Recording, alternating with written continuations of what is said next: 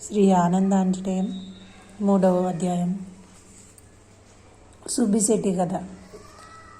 ఆంజనేయుడు చిరంజీవి, అత్యంత పరాక్రముడు, మహాశక్తి సంపన్నుడు అయిన హనుమంతుల వారు నేటికీ ఉన్నారు.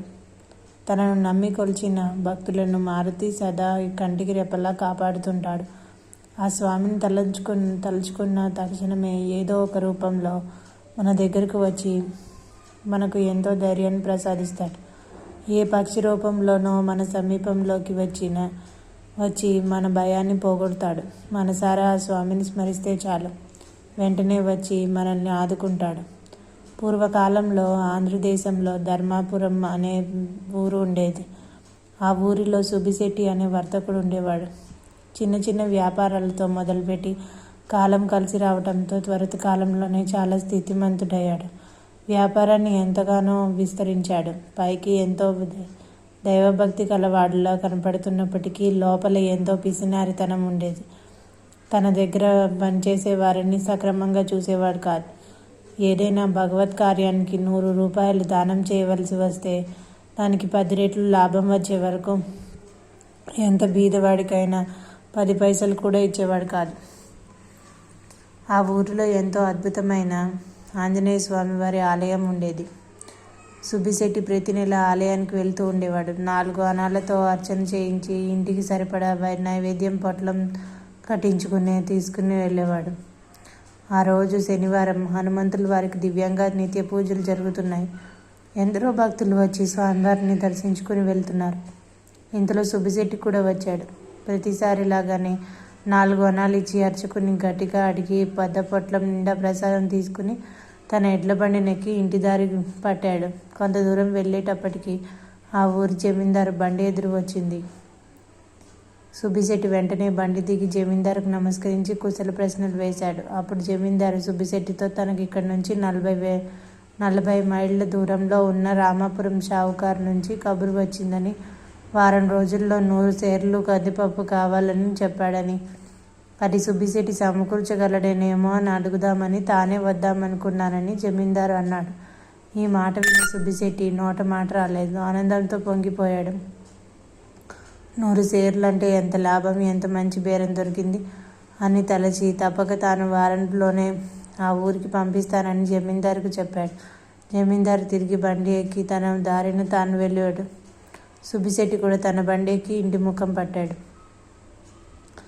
బండిలో కూర్చున్న సుబ్బిశెట్టి ఆనందం పట్టలేకుండా ఉన్నాడు. 100 సేర్లు కందిపప్పు అంటే సామాన్యమా? ఎంత లాభం సంపాదించవచ్చు అని తలస్తూ సంతోషపడ్డాడు. ఇంతలో తన ఇల్లు వచ్చింది. బ్రహ్మాండమైన బేరం వచ్చిందన్న సంతోషంతో హనుమంతుల వారి ప్రసాదం సంగతి మర్చిపోయాడు. ఇంట్లోకి వెళ్ళగానే ఎంతో హడావిడిగా చేస్తే భార్యతో ఈ కందిపప్పు గురించి చెప్పాడు. భోజనం చేసి పడుకున్నాడే కానీ ధ్యాసంతా కందిపప్పు మీదే. ఎంత లాభం వేసుకుని అమ్మాలి, కొంచెం తక్కువ రకం పప్పు పంపిస్తే మరింత లాభం సంపాదించవచ్చు కదా అని ఇలా ఆలోచిస్తూ నిద్రపోయాడు. ప్రసాదం సంగతి అతనికి గుర్తుకు రాలేదు. ఇంతలో తెల్లారింది. ఉదయం స్నానం చేసి రాగానే సుబ్బిశెట్టికి ఎదురుగా గోడపై ఉన్న హనుమంతుని వారి పటం కనపడింది. ఒకసారిగా సుబ్బిశెట్టికి స్వామి ప్రసాదం గుర్తుకు వచ్చింది. ఇంటి బయటకు వచ్చి బండి వద్దకు వెళ్ళి లోపలికి చూశాడు. ప్రసాదం అంతా చీమలు తినేసాయి. కొంచెం కూడా మిగలలేదు. అయ్యో అనుకుని ఇంట్లోకి వెళ్ళాడు. శ్రీ స్వామివారి ప్రసాదాన్ని నిర్లక్ష్యం చేసినందుకు స్వామికి ఆగ్రహం కలిగింది. ఎటువంటి పరిస్థితుల్లోనూ ఏ దేవత ప్రసాదాలని ఎవరూ నిర్లక్ష్యం చేయకూడదు. దేవతలకు నివేదించిన ప్రసాదానికి అతి అద్భుతమైన శక్తి ఉంటుంది.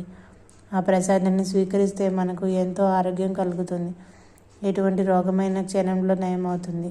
హనుమంతుల వారి ప్రసాదాన్ని నిర్లక్ష్యం చేయడంతో స్వామికి సుబ్బిశెట్టిపై ఆగ్రహం కలిగింది. ధనంపై ఉన్న మమకారంతో ప్రసాదాన్ని కూడా నిర్లక్ష్యం చేశాడని స్వామివారికి కోపం కలిగింది. అంతటి పాపం చేసిన సుబ్బిశెట్టికి ఎలాగైనా బుద్ధి చెప్పాలనుకున్నాడు. ఆ తర్వాత 4 రోజులకి సుబ్బిశెట్టి 100 సేర్లు కందిపప్పు మూటను ఇచ్చి గుమాస్తాలతో బండికెక్కించి రామాపురం పంపాడు. ఆ బండి ఊరు దాటి కొంత దూరం వెళ్ళగానే ఎక్కడి నుంచి వచ్చిందో కానీ ఒక పెద్ద వానరదండు వచ్చి ఆ బండిపై దూకింది. బండివాడు భయపడి ఒకసారిగా బండి దిగి పరిగెత్తాడు. ఆ కోతులు గుమస్తాపై కూడా దూకడంతో అతడు కూడా దిగి దూరంగా పరిగెత్తాడు. కోతులన్నీ కందిపప్పు బస్తాను చింపి నేలపై పడేసి చిందరవందర చేసి కందిపప్పు అంతా గుప్పిళ్లలో తీసుకుని ఇష్టం వచ్చినట్టు అటు ఇటు పొదల్లోకి విసిరాయి. జరిగిన సంగతి తెలుసుకుని సుబ్బిశెట్టి ఎంతో బాధపడ్డాడు. ఎంత ధనం వృధా అయిందో అని తలచాడు. అటు తర్వాత సుబ్బిశెట్టి వ్యాపారం కూడా దెబ్బతిని దీర్ఘరోగంతో మంచం పట్టి కొన్ని రోజులకు మరణించాడు. హనుమంతుల వారి ప్రసాదాన్ని నిర్లక్ష్యం చేసిన